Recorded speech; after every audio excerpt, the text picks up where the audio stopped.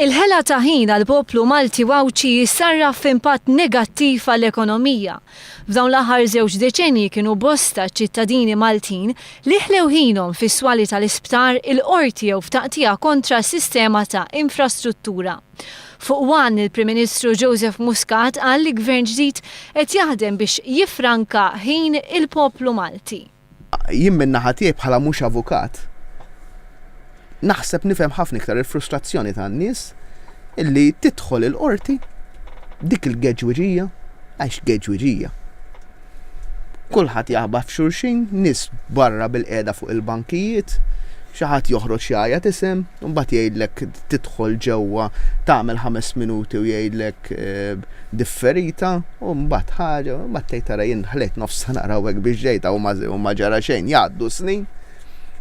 Issa, kullimkien hekk le, hemm fejn l-affarijiet mixin. Hemm ħafna affarijiet oħra fejn it-tul tal-kawżi fil-qorti huwa inaċċettabbli. Kull darba illi bniedem jaħli nofsinhar il-qorti, ħela nofsinhar ta' xogħol. L-ammont ta' karozzi f'Malta kull ma jmur aktar qed jiżdied bl-aħħar statistika turi li hawn aktar minn 300,000 karozza. Minkejja dan gvern preċedenti għażel li jinvesti f'toroq bħal dik li tagħti għaċ-ċirkewwa filwaqt li n-nisa l-bżonn qawwi ta' aktar effiċjenzi f'arterji prinċipali. Joseph Muscat semma triq taħdejn it-tankijiet tal-gas li twassal għal triq reġjonali bħala eżempju. Semma wkoll it-triq biswit iċ-ċemiterju tal-Addolorata li l-aħħar xogħlijiet fuqha kienu l-installazzjoni ta' dwal ta' traffiku taħt gvern laburista fis-snin 90. Ma setax jonqos li tissemma triq Diċembru 13 li tmexxija preċedenti sabet kull tip ta' skuża biex ma tlestix meta kienet fil-gvern.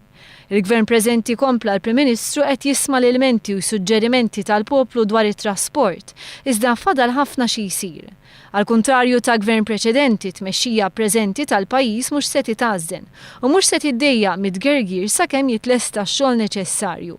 Semma soluzzjonijiet alternattivi sakemm jitlesta ċertu xogħol, fost oħrajn bil-ftuħ ta' triq fix-shipbuilding sakemm jitlesta l-proġett tat-toroq fit-triq Diċembru 13. Joseph Muscat sostna li mhu sodisfaċċejn bis-servizz tal-Arriva u proprju għalhekk qed isiru diskussjonijiet li għandhom iwasslu għal konklużjonijiet li se jiġu ppreżentati fil-futur qrib. Intant it-telqa fis-sistema ġudizzjarja wkoll qed tikkontribwixxi għal ħela ta' ħin fenomenali. Il-Kummissjoni Ewropea ġibdet l-attenzjoni ta' Malta stqarr il-Prim Ministru dwar l-istat tal-qrati Maltin u bekk ġejna fi kliem persuni bħal Franco De Bono li tant kienu persegwitati mill-Partit Nazzjonalista. Il-Prim Ministru qal li jifhem il-frustrazzjoni tal-poplu f'din is-sitwazzjoni.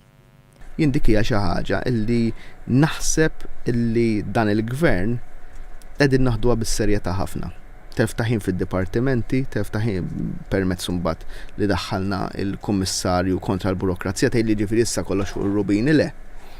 Imma in-nies meta jelmentaw ħajsibuna magħhom. Jew mhux ngħidulhom le ma dak tafali u nivvintaw l-iskużi. Le naraw is-sitwazzjoni kif inhi. Ħafna drabi ħajkunu wkoll issa qed ninkoraġġixxu lill-public servants, is-civil servants, il-ħaddiema taċ-ċivil biex jgħidulna huma kif nistgħu naqtaw il-ħela ta' ħin għax huma stess ikunu jafu kif jagħmlu dawn ninkoraġġuhom biex jagħmluha permezz ta' inċentivi, imma anke l-ħela ta' ħin fit-traffic.